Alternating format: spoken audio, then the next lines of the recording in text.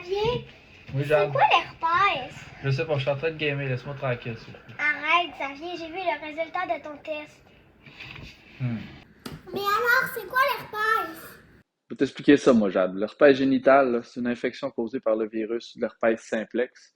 Il y a deux types. Il y a le type 1 qui touche plus fréquemment la partie buccale, puis il y a le type 2 qui touche plus la partie génitale. Donc, puisqu'il y a deux types, on peut attraper les deux en même temps. Mais qui peut l'attraper? Tout le monde peut l'attraper. Même les chats, même les chevaux. Ils se prononcent pareil presque à travers le monde. Donc, c'est une maladie très universelle, que ce soit grec, Herpes. russe, Yerpes. anglais. Herpes. Il y a les Thaïlandais qui c'est un peu bizarre. Ram. Ram. Mais allez, Xavier, comment on peut l'attraper? On peut l'attraper de différentes façons. Parce que déjà, 67% de la population ont déjà le type 1, selon l'Organisme mondial de la santé. Puis un 13% aurait déjà le virus de type 2. Donc, c'est déjà très actif. Donc, juste en embrassant la personne quand on a une lésion, sinon par relation sexuelle, par contact de peau à peau, ou lorsque la maman a un accouchement vaginal, elle peut le transmettre à l'enfant. Ce qui est important, c'est qu'il faut que le virus soit actif à ce moment-là, puis qu'il y ait des lésions des deux côtés. Mais les symptômes, c'est quoi?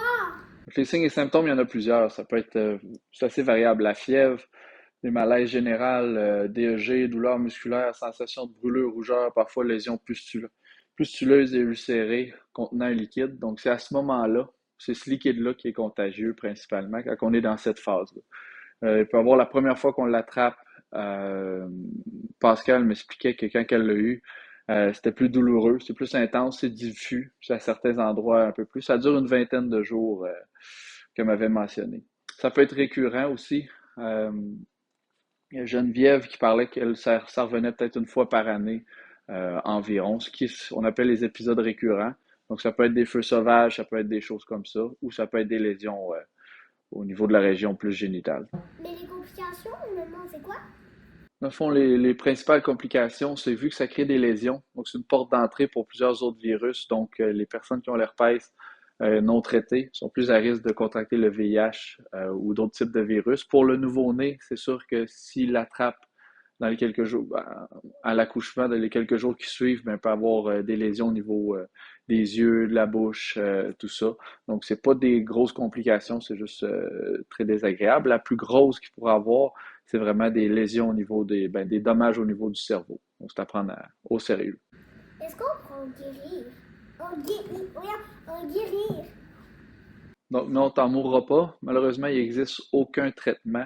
Au niveau de la prévention, on va le voir un peu plus tard, mais il n'existe pas de vaccin non plus.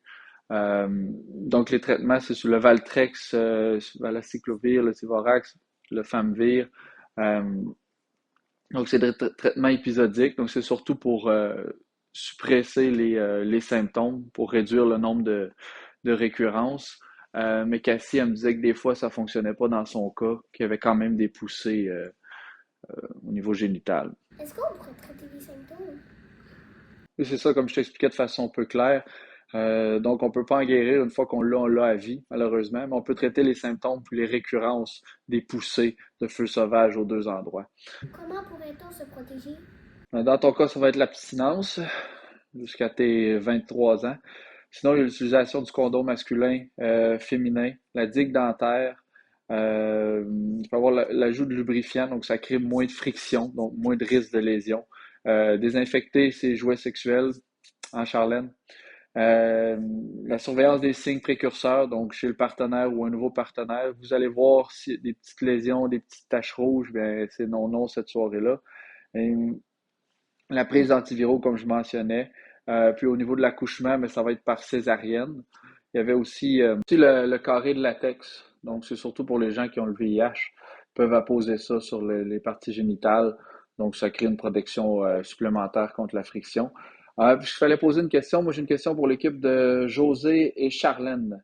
Euh, Ma question Bonnie, quelle population est touchée actuellement par une épidémie de chlamydia? Donc, ça peut être un pays, un certain type de gens. Donc, 3, 2, 1, c'est les koalas. Donc, peut-être vous en avez parlé, mais les koalas ont en grosse majorité la clame. Donc, joyeuse fête!